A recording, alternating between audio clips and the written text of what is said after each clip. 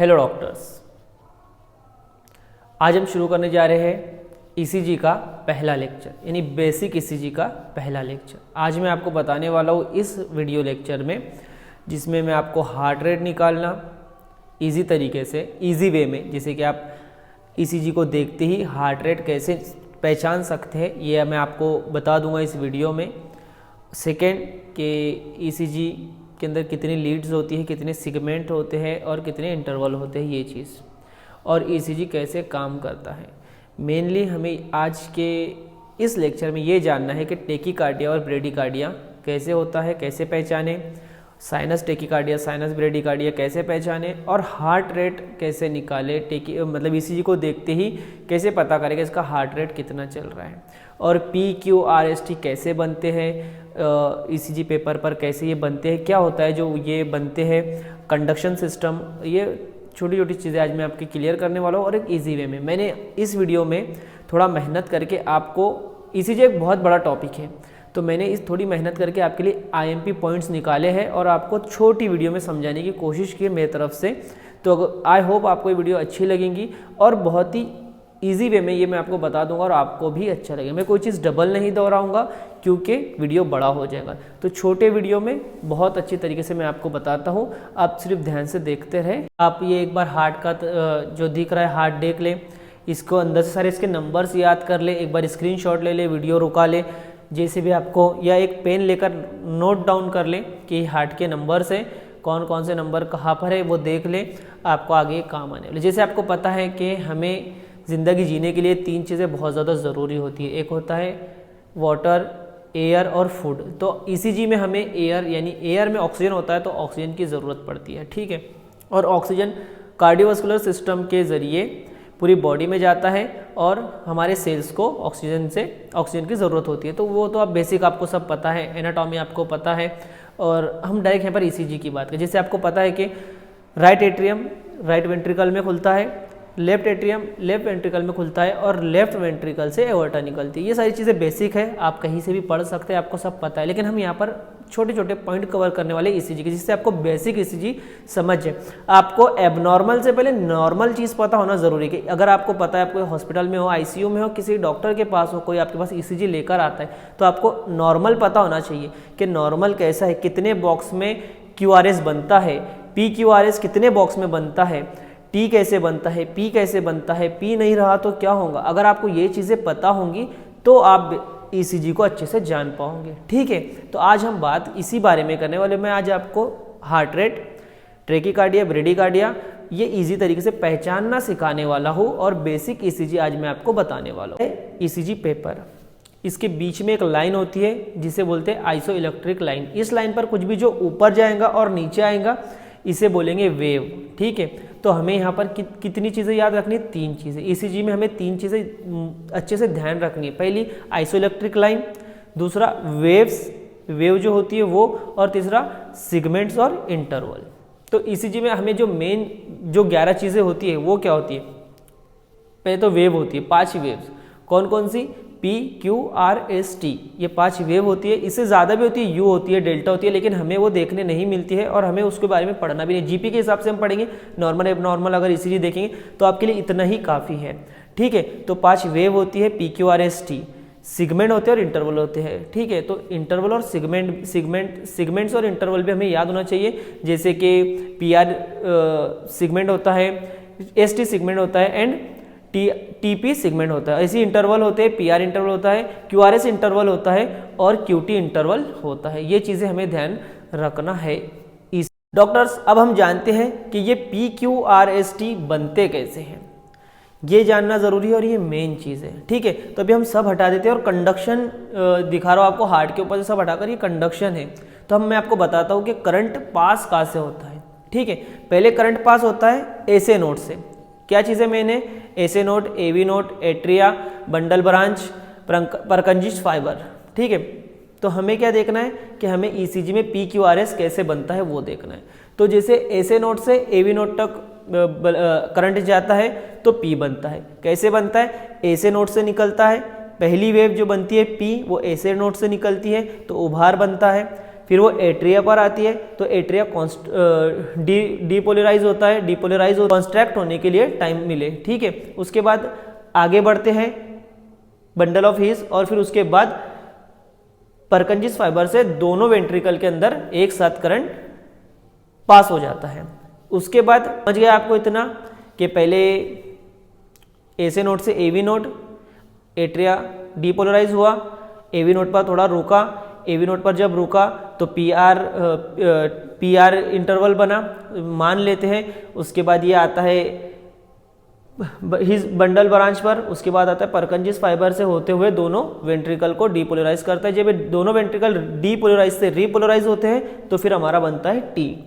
ये इतना easy conduction system है। इसी तरह से हमारा P Q R S T आराम से बन जाता है, और सिगमेंट और इंटरवल भी इसी में बनते हैं। इतना इजी चीज़ है, कोई रॉकेट साइंस नहीं है, बहुत बारीक चीज़ है। अगर आप इसे अच्छे से देखो तो आपको समझ जाएगा कि पी कैसे बना, एट्रिया कैसे डीपोलराइज हुआ, फिर कैसे कॉन्ट्रैक्ट हुआ, इसी के साथ क्यूआरएस कैसे बना, इसी के साथ टी कैसे बना।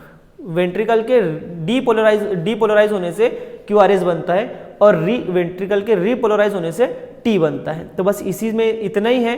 ये थोड़ा हार्ड है, थोड़े से याद करेंगे तो आपको अच्छे से समझ आ जाएगा कि इसको डबल से देके रोक कर देके तो आपको अच्छे से समझेगा P Q R S T बनता कैसे है। डीपोलराइज का मतलब करंट का फैलना, रीपोलराइज का मतलब उसी को अपनी वापस हालत में आना, या रिटर्न आना, या नॉर्मलाइज होना, ठीक है। अब ये आपको दिख रहा है ग्राफ पेपर, ईसीजी पेपर। इसमें जो आड़ी लाइन है यह एक्स एक्सेस जो है ये टाइम है, और जो खड़ी लाइन है वाई एक्सेस ये वोल्टेज है।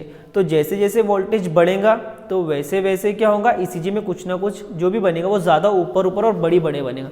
लेकिन जो एक्स एक्सेस के ऊपर जो टाइमिंग जो है जो कम ज़्यादा होगा, अगर ये जो दूर दूर बन रहा है तो टाइम स्लो, ये स्लो चल रहा है मतलब स्लो है। जितना दूर दूर बनेगा उतना टाइम ज़्यादा लग रहा है, मतलब ये स्लो चल रहा है, ठीक है। और जितना पास पास बनेगा उतना ये फास्ट हो रहा है, ठीक है। इतना समझ गया आपको डॉक्टर। जितना दूर दूर रहेगा उतना पास रहेगा, उतना स्लो रहेगा, और जितना पास पास रहेगा उतना फास्ट रहेगा। ये एकदम इजी चीज़ है। ट्रेकीकार्डिया ब्रेडीकार्डिया समझने को बहुत ज़्यादा आसान होता है कि जितना दूर दूर उतना स्लो, जितना पास पास उतना फास्ट, ठीक है। इतना समझ गया आपको, सारी चीज़ें समझ गई। कंडक्शन कैसे हुआ, करंट कहाँ से जाकर कहाँ पर बनता है, पी क्यू आर एस कैसे बनता है, एक्सेस आइसोइलेक्ट्रिक लाइन, वेव्स कैसे बनती है, सिगमेंट्स, इंटरवल्स, ये सारी चीज़ें आपको बन गई। अब मैं आपको जो आप देख रहे हैं इतना समझने का आपको मैं बताता हूँ कि ईसीजी में आप हार्ट रेट कैसे जानोगे, ठीक है। पहले आपको इतना पता होना चाहिए, हार्ट रेट जानने से पहले इतना पता होना चाहिए कि जो ईसीजी में जो आप बॉक्स देख रहे हैं तो एक बॉक्स जो बिग बॉक्स है वो 5 mm का होता है, और जो स्मॉल बॉक्स है एक बिग बॉक्स के अंदर 5 स्मॉल बॉक्स होते हैं, तो एक स्मॉल बॉक्स होता है वो 1 mm का होता है। इनकी अगर टाइमिंग देखी जाए तो स्मॉल बॉक्स का जो टाइम होता है वो 0.04 होता है, 4 सेकेंड, और जो बिग बॉक्स का जो टाइम होता है वो 0.20 होता है ना। तो इस आपको एक ध्यान रखें इन चीज़ों को कि ईसीजी में बहुत काम होता है, क्योंकि क्यूआरएस जो बनता है वो क्यूआरएस नॉर्मली 3 स्मॉल बॉक्स से बनता है। इससे अगर बड़ा हुआ तो ये इसमें कोई ना कोई गड़बड़ है। तो आपको ये याद रखना है कि जब भी आप देखें तो क्यूआरएस जो भी बनेगा वो स्मॉल 3 बॉक्स के अंदर ही बनेगा, इससे ज़्यादा नहीं बनेगा। 3 रूल होते हैं हार्ट रेट जानने के, लेकिन मैं आपको सबसे ईजी वे में सबसे ईजी तरीका बताने वाला हूँ।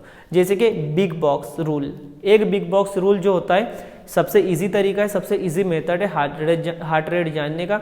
मैं आपके लिए पिक लगवा दूंगा, आप देख लेना कि जैसे अगर एक बॉक्स है तो 300 का हार्ट रेट, 2 बॉक्स है तो 150 का हार्ट रेट, 3 बॉक्स है, 3 बिग बॉक्स है तो 100 का हार्ट रेट, अगर 4 बिग बॉक्स है तो 75 का हार्ट रेट, अगर 5 बिग बॉक्स है तो 60 का हार्ट रेट, अगर 6 बिग बॉक्स है तो 50 का हार्ट रेट।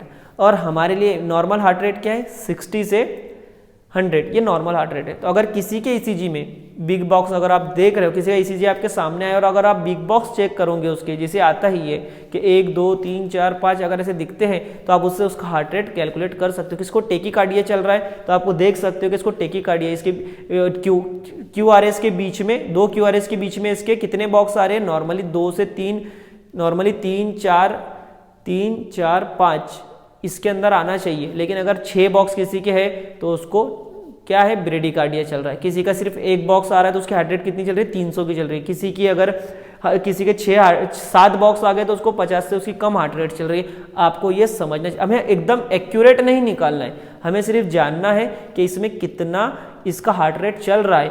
50 के अबव है, 75 के अबव है, 100 के अबव है, हमें ये चीज़ें सिर्फ देखना है। तो हम ईसीजी सामने आते ही, जिसे आप देख सकते हैं कि ईसीजी ऐसे सामने से आप देखेंगे 2 क्यूआरएस के बीच में कितने बिग बॉक्स बन रहे हैं, 1 2 3 4 है, नॉर्मल हार्ट रेट है, 5 है, नॉर्मल हार्ट रेट है, हाँ नॉर्मल हार्ट रेट है। अगर 6 से कम है, 6 से ज़्यादा है या 2 से कम है तो समझ लीजिए कि इसके अंदर कुछ ना कुछ गड़बड़ है। या तो 2 है तो 150 का हार्ट रेट चल रहा है, 1 है तो 300 का हार्ट रेट चल रहा है।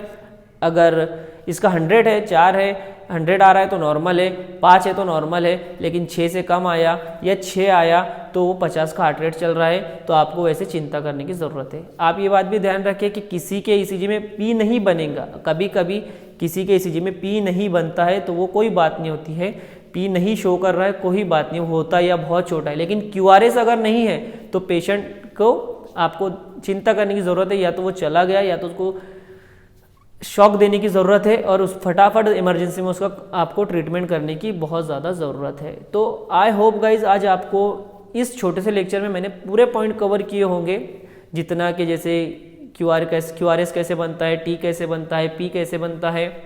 पी को पी क्यू कहते हैं क्योंकि वो पहली वेव होती है, ECG paper, axis, y axis, मैंने सब छोटे छोटे पॉइंट कवर करने की कोशिश की है, जिसमें आपको पहले ही लेक्चर में ईसीजी से बिल्कुल भी दिक्कत ना हो ना था। आई होप गाइज आपको ये वीडियो अच्छी लगी होगी। अगर वीडियो अच्छी लगी तो इसे लाइक ज़रूर करें, अपने दोस्तों में शेयर करें, ताकि मैं ऐसे ही वीडियो आपके लिए लेकर आऊँ जो आपको ईजी वे में बता पाऊँ। और मैं कोविड के बाद से जो भी गाइडलाइन चेंज हुई है WHO की मेडिसिन पर, वो भी बताने वाले, जैसे एजिथ्रोमाइसिन, क्लोनॉन्स और इन सभी के बारे में, अमीनोग्लाइकोसाइड्स, इन सभी के बारे में आपको बेसिक और डिटेल वीडियो देने वाला हूँ। एकदम बेसिक नॉलेज से लेकर डिटेल वीडियो एडवांस तक, इन्हें आप कैसे यूज़ करें, कैसे ना यूज़ करें, किन पर यूज़ करना चाहिए, ग्राम पॉजिटिव कवरेज करती है, ग्राम निगेटिव कवरेज करती है, ये वीडियो भी मैं बनाने वाला हूँ या मैं बना चुका हूँ ये वीडियो अपलोड करे तक। तो आप चैनल पर जाकर एक बार अपडेट देखें, चैनल को देखें। मैं एक ऐसी एंटीबायोटिक वीडियो लेकर आने वाला हूँ कि बैक्टीरिया से हम कौन से बैक्टीरिया से कौन सी मेडिसिन, कौन से बैक्टीरिया को यूज़ करना चाहिए, बैक्टीरिया पर कौन से बैक्टीरिया ग्राम पॉजिटिव किधर रहते हैं, ग्राम निगेटिव कहाँ अटैक करते हैं, ये सारी चीज़ें भी मैं अपने चैनल पर कवर करने वाला हूँ। इसलिए क्योंकि जो भी चीज़ें मैं बता रहा हूँ ये सब परचेज कर ही आप सीख सकते हैं। और जो बच्चे एफर्ट्स नहीं कर सकते, इनके पास इतना पैसा नहीं है कि वो किसी का लेक्चर जाकर खरीदे और ये चीज़ें देखें, तो मैं ये सीखा हूँ, तो मैं चाहता हूँ कि ये एडवांस जो नॉलेज है वो आपको मैं अपनी वीडियो के द्वारा अपने चैनल पर सब टोटल, यहीं एक्सरे, यहीं पर ईसीजी, यहीं पर टोटल मेडिसिन कैसे काम कर रही है, क्या उनका मतलब, डॉक्टर्स को मेडिसिन नहीं बताना है मुझे, डॉक्टर्स को मेडिसिन की फार्माकोलॉजी बतानी थोड़ी बहुत, और थोड़े यूजेज, और थोड़ा बैक्टीरिया के जरिए कैसे मार सकते हैं, कौन सी मेडिसिन काम करेंगी, वो जो आपने नॉर्मली नहीं देखेंगे, जो नॉर्मल स्लाइड पे पढ़ा देते हैं लोग, टीचर्स या जो यूट्यूबर्स, तो वैसे नहीं, बिल्कुल डिटेल में मैं आपको स्लाइड भी बताऊंगा मेरी पर्सनल नोट की, और मैं आपको अच्छे से वो समझाने की कोशिश करूँगा। तो वीडियो में चैनल पर बने रहे, सब्सक्राइब करें इन्फॉर्मेशन के लिए। By doctor.